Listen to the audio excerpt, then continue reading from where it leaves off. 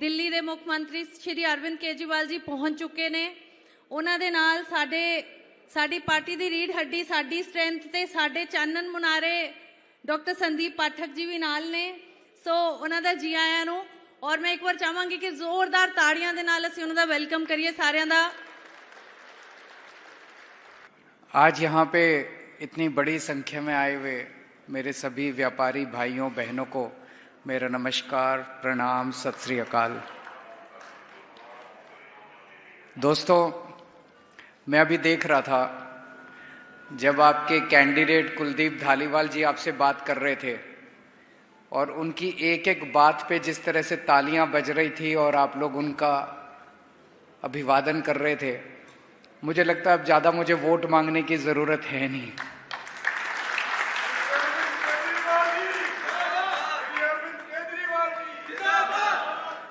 हमारा जो कैंडिडेट है, हमारा जो यहाँ से कैंडिडेट है, वो एग्जैक्टली आपकी समस्याओं को समझता है और उन समस्याओं का समाधान करने के लिए वो पूरी तरह से कमिटेड है और आप लोगों का उस पे विश्वास है। मुझे याद है आज से 1 साल पहले मैं मान साहब के साथ पंजाब में अमृतसर गया था, लुधियाना गया था, जलंधर गया था, मोहाली गया था। हमने व्यापारियों के साथ कई सारी मीटिंग्स करी थी। व्यापारियों ने, उद्योगपतियों ने कई सारी समस्याएं भी बताई थी। उनमें से कई समस्याओं का समाधान भी हुआ, कई समस्याओं पे अभी काम चल रहा है, कई समस्याओं के समाधान पे अभी काम चल रहा है। जब 1 साल पहले मैं आपके बीच में आया था, उस वक्त मैं आपसे वोट मांगने नहीं आया था।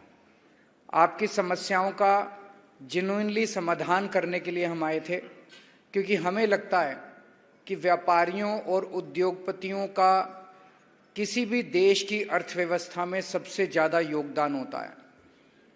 अगर व्यापारी और उद्योगपति खुश नहीं होंगे, उनकी समस्याओं का समाधान नहीं किया जाएगा, तो देश आगे तरक्की नहीं कर सकता। आप लोग रीढ़ की हड्डी हैं हमारे देश की अर्थव्यवस्था के लिए। मुझे याद है मोदी जी ने एक बार कहा था कि आड़ती जो हैं वो दलाल होते हैं, व्यापारी जो हैं वो दलाल होते हैं, दलाल नहीं होते हैं। वो देश की रीढ़ की हड्डी होते हैं, अर्थव्यवस्था की रीढ़ की हड्डी होते हैं।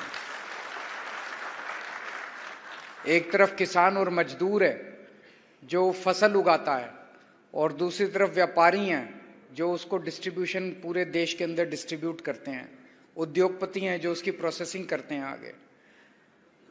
हम व्यापारियों को कितनी तवज्जो देते हैं, उद्योगपतियों को, कारोबारियों को, छोटे दुकानदारों को कितनी तवज्जो देते हैं, ये इसी बात से अंदाजा लगा लीजिए कि कल मैं दिल्ली का चुनाव पूरा करके सीधे अमृतसर पहुंचा और यहाँ से मेरी पहली मीटिंग फिरोजपुर में थी। फिरोजपुर में मैं सबसे पहले व्यापारियों और उद्योगपतियों से मिला, उसके बाद मैं किसी रोड शो में गया।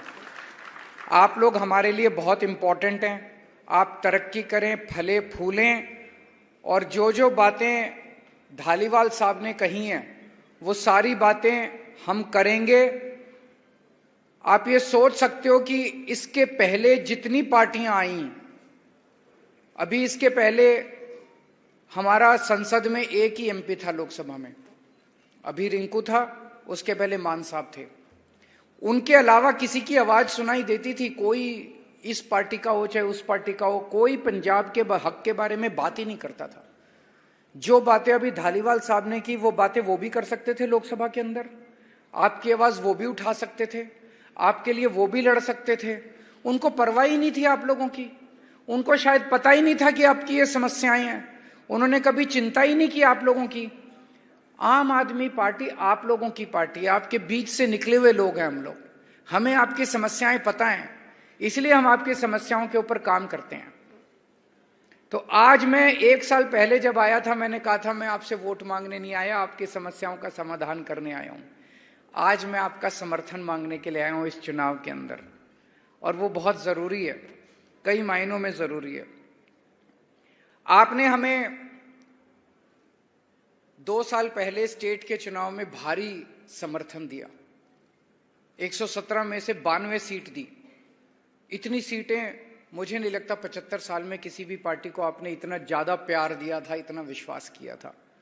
उसके लिए मैं तहे दिल से आप लोगों का शुक्रिया अदा करता हूं।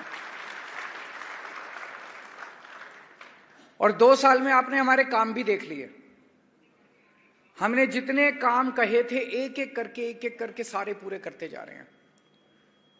बिजली फ्री हुई कि नहीं हुई? हो गई ना बिजली फ्री? घर की बिजली फ्री हो गई ना? बिजली फ्री हो गई। सोच सकते थे कि बिजली फ्री भी हो सकती है? ये एक जादू की तरह है। केवल दिल्ली और पंजाब के लोगों को फ्री बिजली मिल रही है, बाकी पूरे देश में कहीं नहीं मिल रही। केवल आम आदमी पार्टी फ्री बिजली देती है। कहां से देते हैं? हमारी जेब से तो देते नहीं, पैसे बहुत लगते हैं, इतने पैसे तो है नहीं हमारी जेब में।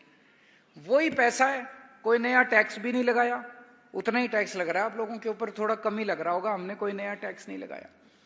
उसी पैसे को बचा के जो पहले पैसा भ्रष्टाचार में चला जाता था, उसी पैसे को बचा के आप लोगों को बिजली फ्री कर दी हम लोगों ने। मोहल्ला क्लिनिक बन रहे हैं नहीं बन रहे हैं? बने कुछ मोहल्ला क्लिनिक अमृतसर? अच्छे हैं कि नहीं है? बढ़िया है कि नहीं है? मोहल्ला क्लिनिक में शानदार मोहल्ला क्लिनिक, फ्री दवाइयां मिल रही है, फ्री इलाज मिल रहा है, फ्री टेस्ट हो रहे हैं।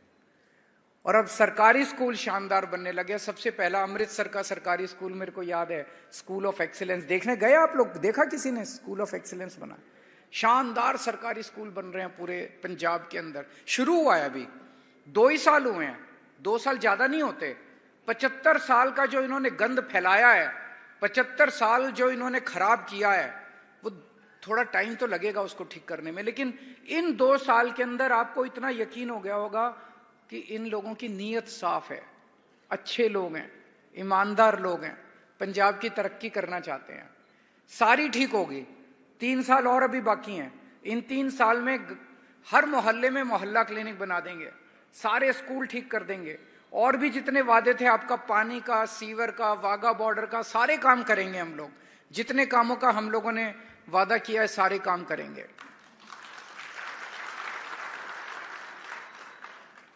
लेकिन आप लोगों का और साथ चाहिए हम लोगों को।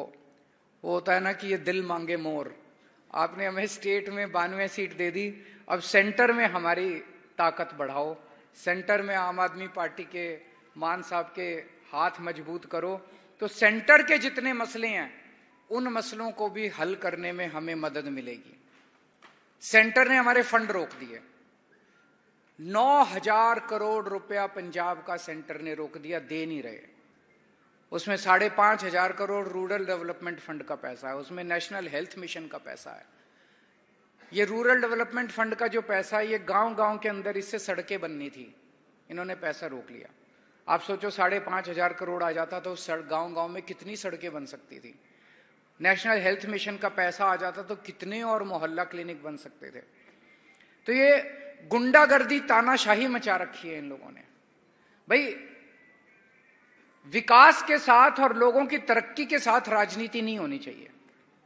चुनाव में आप राजनीति कर लो, चुनाव में आपको जो कहना है कह लो, चुनाव में आपको जो, लेकिन एक बार चुनाव जीत गए, आम आदमी पार्टी की सरकार बन गई, उसके बाद अगर आप केंद्र सरकार पैसा रोकती है, ये उनके पिताजी का पैसा थोड़ी है, ये तो आप ही का पैसा है, पंजाब के हक का पैसा है, पंजाब के लोगों का पैसा है, वो रोक के बैठे हुए हैं। ये ठीक नहीं है, ये तानाशाही है, ये गुंडागर्दी है। ये एक तरह से ये कह रहे हैं हमें वोट नहीं दोगे तो हम तुम्हारा पैसा रोक लेंगे। ये क्या बात हुई?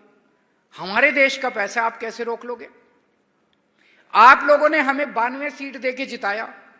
विधानसभा के अंदर हम कानून बनाते हैं, गवर्नर कानून पे साइन करने को मना कर देता है। अभी इतने सारे बिल गवर्नर लेके बैठा है, फिर फायदा क्या हुआ? ये तो गुंडागर्दी कर दी कि हमें जिताओगे तभी हम बिल पास करने देंगे, हमें नहीं जिताओगे तो। ये तो ठीक नहीं है। ये तो देश के साथ खिलवाड़ कर रहे हैं ये लोग कि एक पार्टी वन लीडर। ये करना चाहते हैं कि पूरे देश में बस बीजेपी होनी चाहिए, बाकी और किसी को हम काम ही नहीं करने देंगे। आज अकेले भगवंत मान केंद्र सरकार से लड़ रहे हैं। अगर आपने 13 MP जिता दिए तो इनके 13 भगवंत मान के 13 हाथ हो जाएंगे, फिर ये 13 लोग जाके लड़ेंगे केंद्र सरकार से, तो आपके मसले केंद्र सरकार के साथ जो मसले हैं वो जल्दी जल्दी समाधान होना चालू होंगे। होंगे कि नहीं होंगे?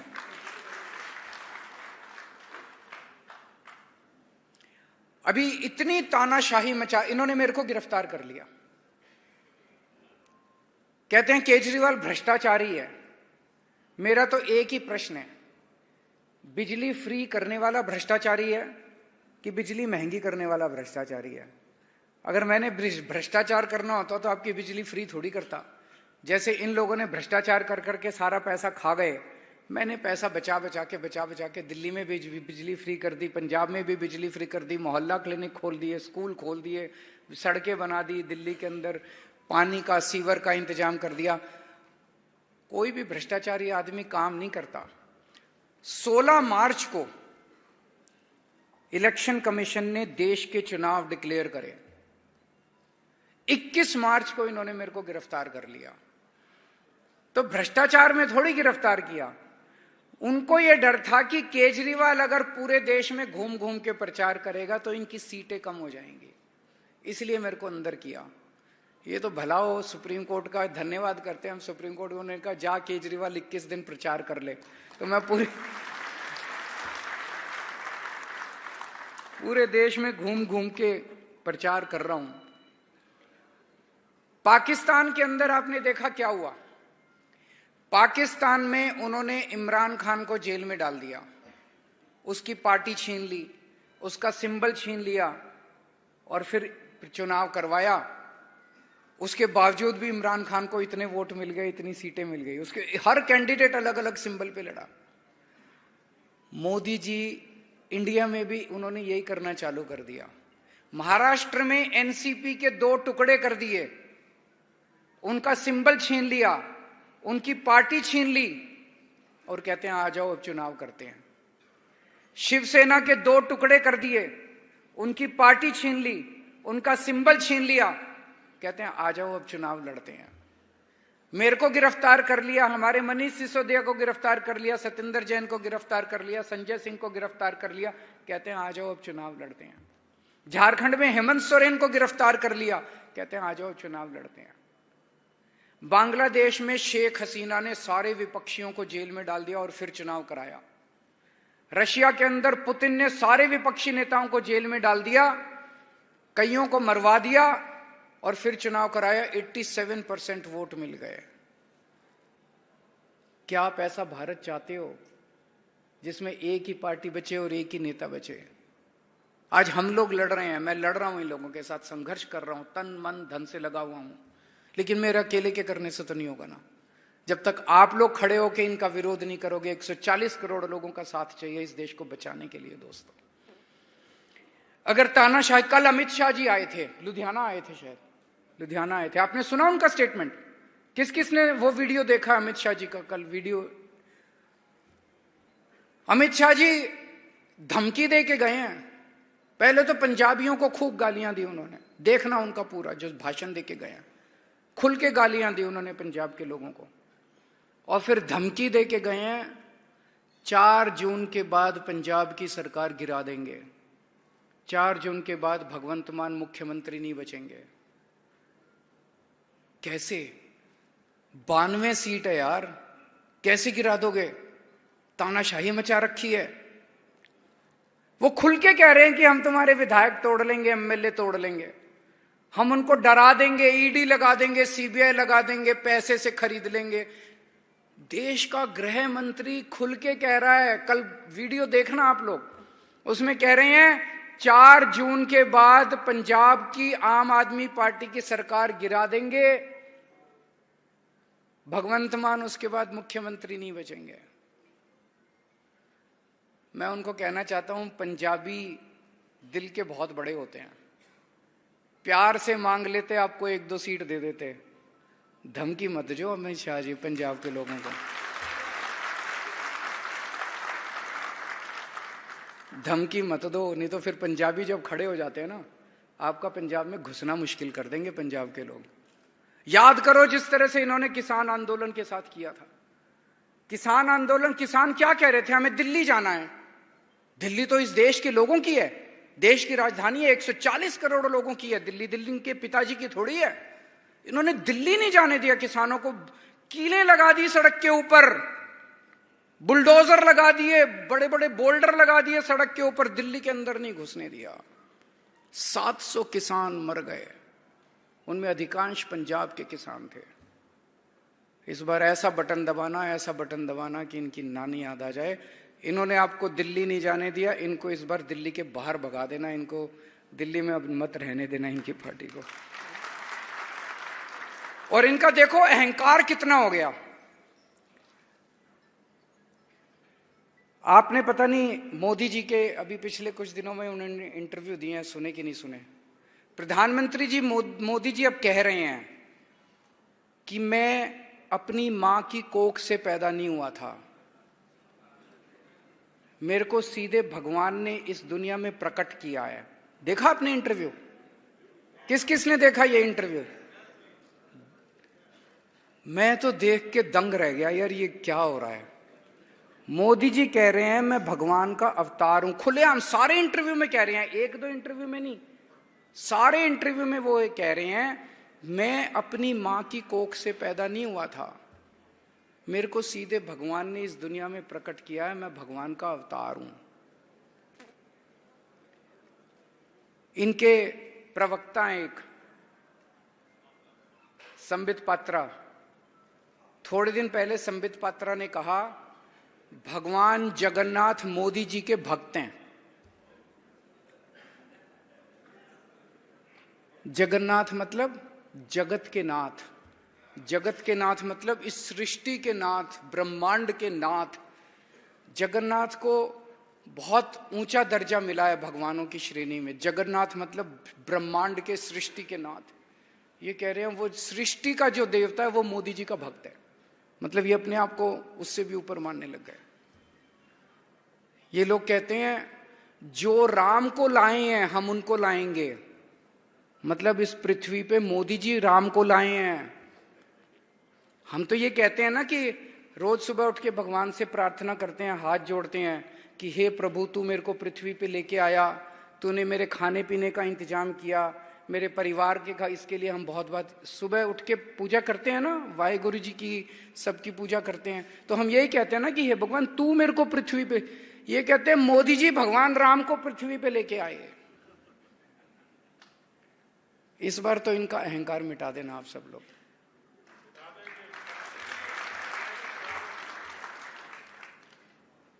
और एक और चीज है, ये जो बार बार बोल रहे थे 400 पार 400 पार, हमें 400 सीट चाहिए, 400 से हमने पूछा क्यों चाहिए? बोले जी मोदी जी कुछ बड़ा काम करना चाहते हैं। हमने कहा क्या बड़ा काम करना चाहते हैं? तो पता चला रिजर्वेशन खत्म करना चाहते हैं, बाबा साहब अम्बेडकर का संविधान खत्म करना चाहते हैं। वो मत होने देना, ये संविधान ही है इस देश का जिसने इस देश को एकजुट कर रखा। 75 साल से इस संविधान ने हमारे देश को बचा रखा है, किसी हालत में वो मत होने देना। और लोग बहुत नाराज हैं। मैं जेल से छूटने के बाद मैं पूरे देश में गया हूँ, लखनऊ गया, मैं जमशेदपुर गया, मैं कुरुक्षेत्र गया, हरियाणा गया, महाराष्ट्र गया, बॉम्बे गया, भिवंडी गया, कई जगह होके आ रहा हूँ। लोगों में बहुत गुस्सा है, इतनी महंगाई हो गई, इतनी बेरोजगारी हो गई, लोगों के घर का खर्चा नहीं चल रहा, घर में बच्चे बेरोजगार बैठे हैं, उनके लिए नौकरी नहीं है। और जब वो टीवी की तरफ देखते हैं प्रधानमंत्री जी को बात करते हुए, तो प्रधानमंत्री जी महंगाई की एक भी बात नहीं करते, बेरोजगारी की एक भी बात नहीं करते। प्रधानमंत्री जी क्या कहते हैं? ये इंडिया गठबंधन वाले को वोट दे दिया तो ये तुम्हारी भैंस छीन के ले जाएंगे, तुम्हारी 2 भैंस है तो 1 भैंस ये छीन के ले जाएंगे। प्रधानमंत्री जी कहते हैं ये तुम्हारा मंगलसूत्र छीन के ले जाएंगे, ये तुम्हारे घर की बिजली काट देंगे, ये तुम्हारे घर की, ये क्या है? हमारी तो कोई चिंता ही नहीं है उनको, हमारी समस्याओं की बात करो ना।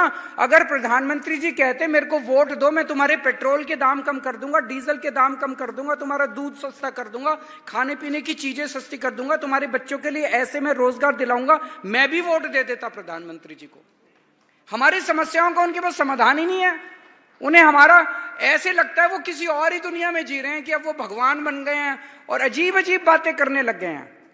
मैंने उनका देखा 3 दिन पहले भाषण, अगर इंडिया गठबंधन को वोट दिया तो तुम्हारे घर की टूटी छीन के भाग जाएंगे। अरे क्यों टूटी छीन के भाग जाएंगे? तुम्हारे घर का मंगलसूत्र छीन लेंगे। क्यों छीन लेंगे मंगलसूत्र यार? तो दोस्तों, ये देश बचाने का चुनाव है। और यहां जितने लोग बैठे हैं, मेरे को पता है एक एक व्यक्ति कम से कम 10-10 हजार वोट, आप लोग बहुत बड़े बड़े लोग बैठे हैं यहाँ पे, समाज के नेता बैठे हैं यहाँ पे, समाज के बड़े बड़े इन्फ्लुएंसर बैठे हैं। आप लोगों को सबको आम आदमी पार्टी को वोट देने के लिए तैयार करना है। देखिए, मैं किसी पार्टी का नाम नहीं लूंगा, लेकिन अगर किसी भी दूसरी पार्टी को आप वोट दोगे,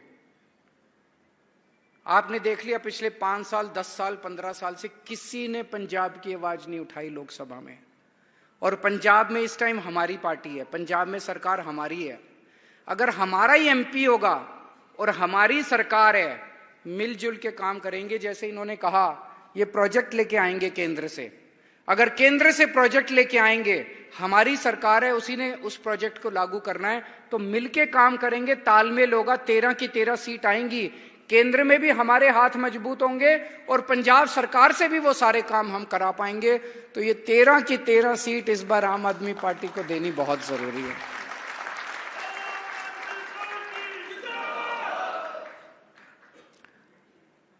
एक साल पहले जब मैं आया था, मैंने आपसे कहा था मैं आपसे कुछ मांगने नहीं आया, आपकी समस्याओं का समाधान करने आया हूं।